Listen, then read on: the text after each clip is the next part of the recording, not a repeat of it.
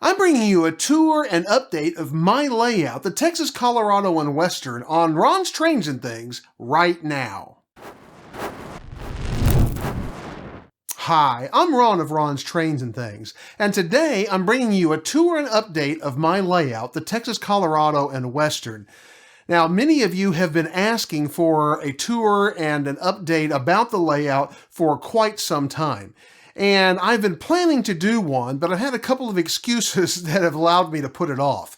I wanted to get more scenery done before I did a complete tour, and I wanted to get the mainline track all laid on the new expanded section of the layout, which I started about 2 years ago. Well, that second goal is accomplished. I've got the track pretty well laid on the expansion, but the scenery, well, that's a slow process for me, and I've had a lot of things that have kind of gotten in the way for the last couple of years, so I'm going to be bringing you an update without a lot of extra scenery. As I was looking back, I realized that it's been 4 years since I gave you a real tour and update of the layout, and 3 years since I did one live for NMRAX, so it definitely is time. Now, the Texas, Colorado, and Western is an in-scale layout depicting BNSF operations in the summer of 2008, give or take a year or two. It features scenery in North Texas and some freelance scenery in Colorado, as you see behind me now. It's a double-deck point-to-point layout with a helix that rises 24 vertical inches from the 36-inch lower deck to the 60-inch upper deck. Now, I'll tell you much more about the layout as we go through the tour, but inevitably I'm going to leave some of your questions unanswered, so I'm going to encourage you to leave those questions in the comment section down below, and I'm going to do my best over the next few weeks to answer as many of them as I possibly can. But with that said, let's take a look at the layout. This video is brought to you by Midwest Model Railroad. Now with 15,000 square feet and one-day shipping, they truly are your one-stop model railroad shop. MidwestModelRR.com. Link in the description. Let me begin by giving you an introduction to the floor plan of my basement so you can get a sense of how the railroad fits into the home. You see here the layout of my basement, including the lower deck of the layout. The upper deck has the same basic footprint as the lower deck. Beginning in the upper right corner is my studio. The entire area highlighted here used to be a family room, but the expansion of my layout that I started a couple of years ago divided this area in half. The studio area has a fireplace here, which makes a nice backdrop for certain types of videos, and it has a shelving unit here that is home to my video and audio gear. This wall has some low shelving that houses my 3D printers, and this corner is a lounge area. This door leads to stairs that ascend to my garage. The spiral staircase that leads up to my kitchen sits here. Along this wall is an HO scale switching layout that I am in the early stages of building, as well as my computer desk here and a hutch that holds my printer and other office supplies. Here there is a sliding glass door that opens out into the backyard. There's a wardrobe cabinet in this area that stores my wife's hobby supplies. And you'll be familiar with this area as it is where I record the opening segment of most of my videos. So there is always a camera, tripod, and lights in this area. The room in the corner is a full bathroom, and inside this door you'll find my hobby workbench and shelves that hold model railroad supplies.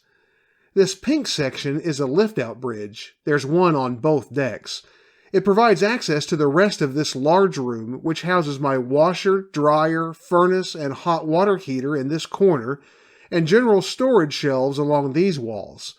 There's a long clothing bar for off-season clothes down the middle, as well as tub and box storage.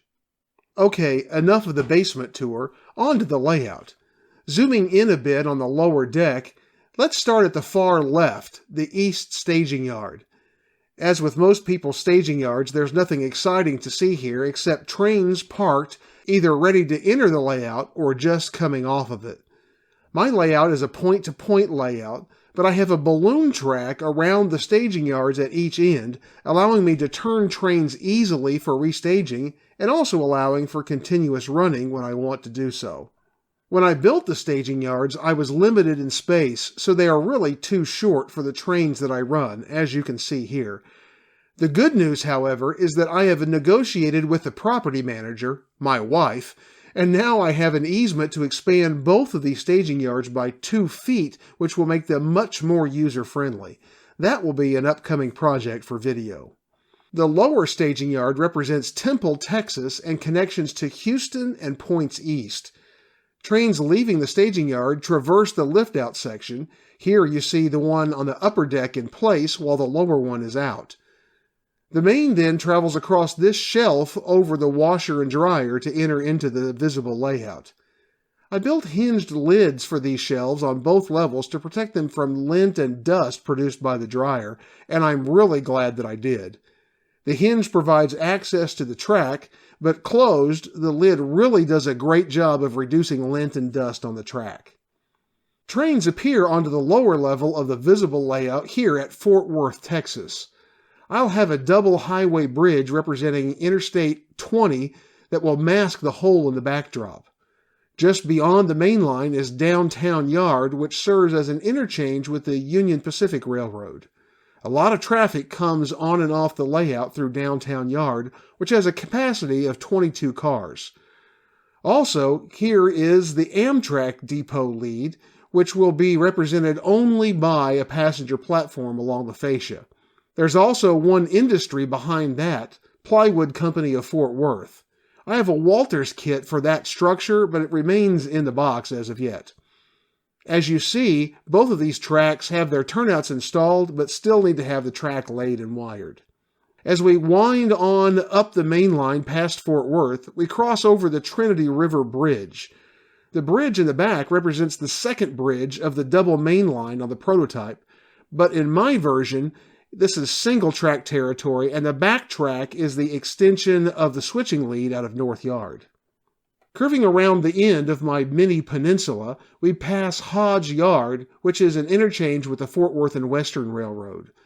Most of the rest of my layout represents BNSF's Wichita Falls sub, which finds its origins here with the old Fort Worth and Denver Railroad, which began at Hodge Yard. Passing Hodge Junction, we come to North Yard, which is the heart of my layout. My version of North Yard is a regional industrial yard and crew change point. It includes a passing siding, 2 arrival and departure tracks, 6 classification tracks, some minimal engine and RIP facilities, a thoroughfare track along the back, and 6 industries that are served by rail along the backdrop. The yard office and tower, as well as the RIP shed, were some of my earliest scratch-built projects.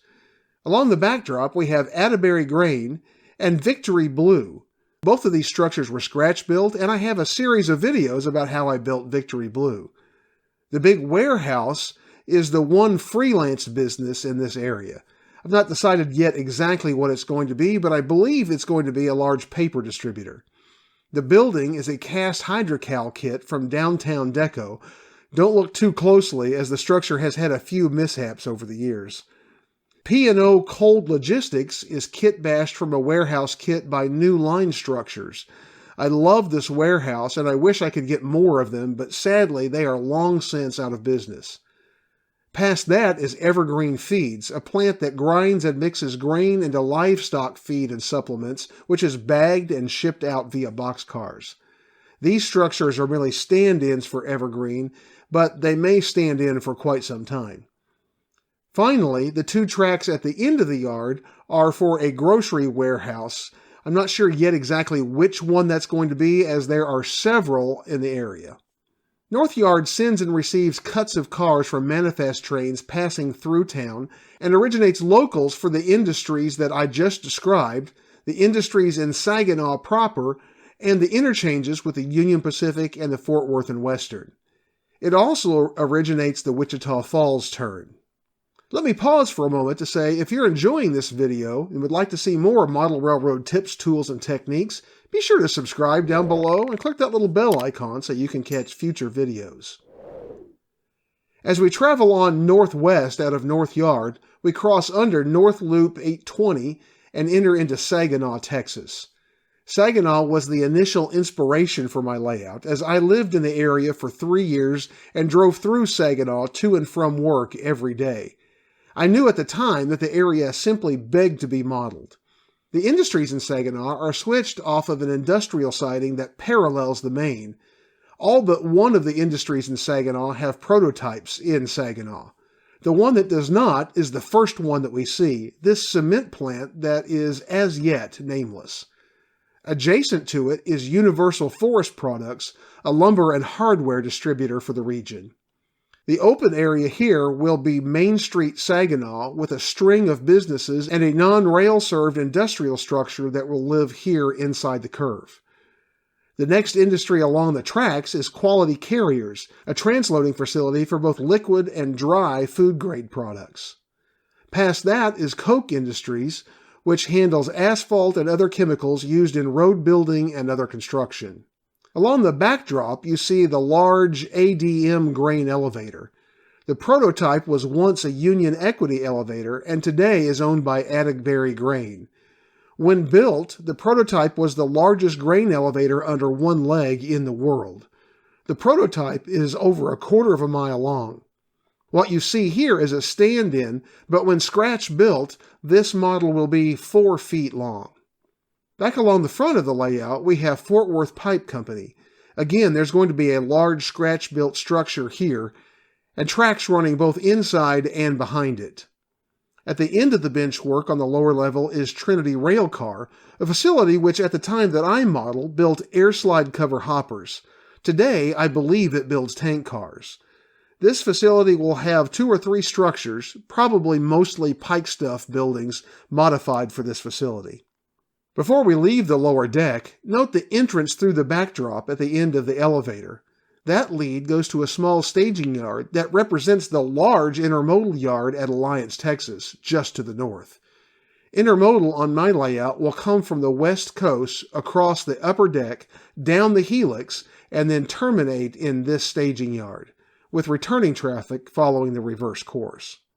Entering the Helix, we're in for a 3-scale-mile trek uphill to the upper deck, rising 24 vertical inches from 36 inches of the lower deck to 60 inches on the upper deck.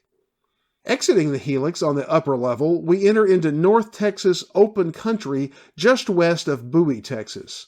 A spur cuts off here to serve Bowie. Now this is one of my few regrets about the current track plan. The main line should travel through Bowie, but with the arrangement of my Helix, I couldn't make that happen, so I had to settle for this branch to serve the town. As on the prototype, 2 small industries are served near downtown Bowie, Barron Brothers Feed and Midwestern Mud Services, which serves the oil drilling industry. I've also added a propane dealer in Bowie. Passing beyond Bowie, we have some open country scenery and a farm scene which I am excited to build. Then we enter into Wichita Falls. Wichita Falls has a small yard with 3 classification tracks, an arrival and departure track, and a passing siding. There's some interesting switching here as a number of prototype industries and a couple of freelanced ones are located in Wichita Falls. Along the backdrop you see Wichita Tool, and to the right, where you see the carbon black car, there will be a freelanced plant which manufactures machine belts. I decided to freelance this industry simply because I wanted to run some carbon black cars. On around the corner, you see Dorchester Grain, which is a familiar Walters grain elevator, and a team track, which is still prototypical today and delivers lumber for local transloading. There will also be a freelanced propane dealer in this area. At the other end of the yard is Bell Processing, which is a scrap metal dealer, and Katy Yard, which is an interchange point with the Wichita, Tillman, and Jackson Railroad, holding about 24 cars. As we pass west of Wichita Falls, the main crosses over the Wichita River and heads into some freelanced hill country and Colorado mountain scenery. This is an area where I plan to make some serious changes. First, I don't like the way this foreground hill looks, so I'm going to lower it to flow more naturally out of the large hill in the background. When I do, I'm going to replace this bridge and abutments with the one on top. It's a much nicer looking bridge, but I especially like the abutments much better than the ones that are in the scene presently.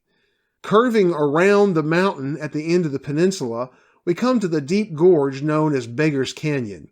Yes, I went there. This area will have the mountains covered with pine trees, will have a large waterfall along the backdrop, and a mountain stream flowing under the bridge, complete with a camp scene, canoers floating on the stream, and other details.